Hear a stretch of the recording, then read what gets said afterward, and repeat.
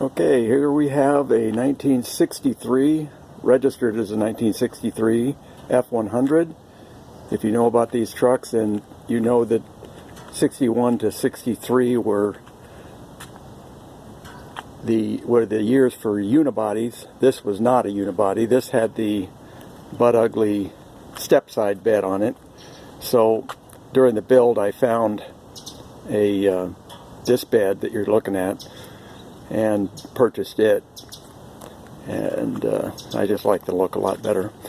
So what it has is a Crown Vic front end. We're looking at the back end, of course. A Crown Vic front end and a Lincoln Mark VIII rear suspension. And I'll get under it here and show it to you.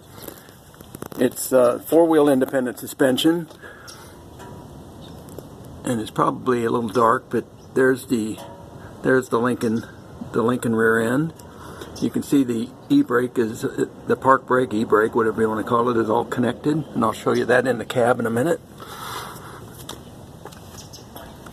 The finish is actually, it's not rusty. The metal is not rusty. This is a paint from a company called Modern Masters, and it's an iron infused paint that we put on it, and then you spray it with a activator to give it the rust look.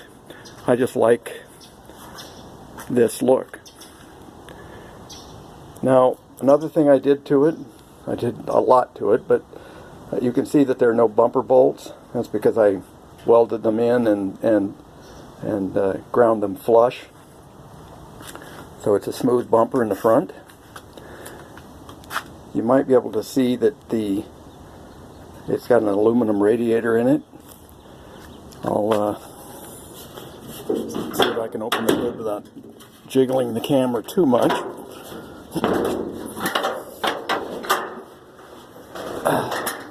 There we go.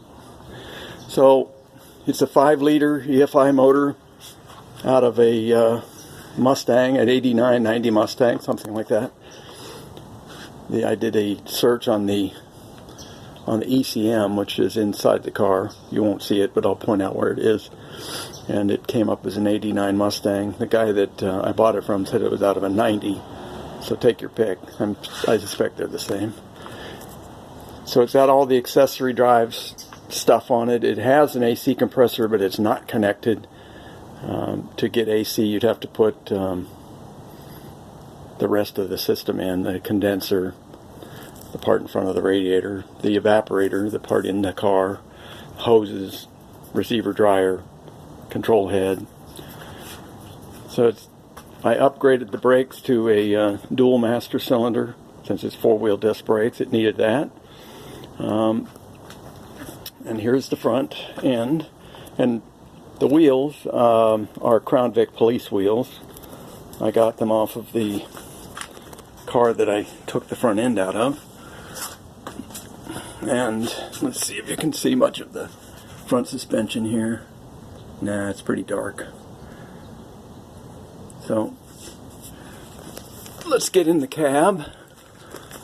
Oh, the transmission is an AOD, automatic overdrive, out of that same Mustang.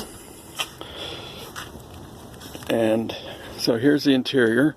The seats are out of a Chrysler Sebring convertible. What I liked about those is that they have the shoulder restraints built into them. So all I had to do was mount the seats. You can see I built a pretty robust mount here. So same thing on both sides pretty much. The driver's seat is electric. The passenger seat is manual. I don't know why Chrysler did it that way. Well, actually I do. They wanted to save money. So here's the interior. Here's the ECM is inside of this box. You can see it's a pretty tall box, and it's mounted to the floor about where I'm pointing. And so let's start it up. So to start it up, you just flip that hood up, and I need two hands because I've got a hidden switch since there's no key. So this is going to be weird. It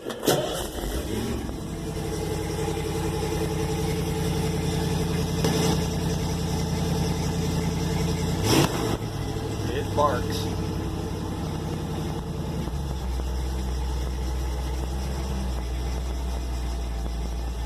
The wheel, the steering wheel or the steering column is a tilt column. I don't know if you can see. There we go. Of course, it's a column shift. You can see that pretty clearly. I'll do a separate video of me driving it in a minute.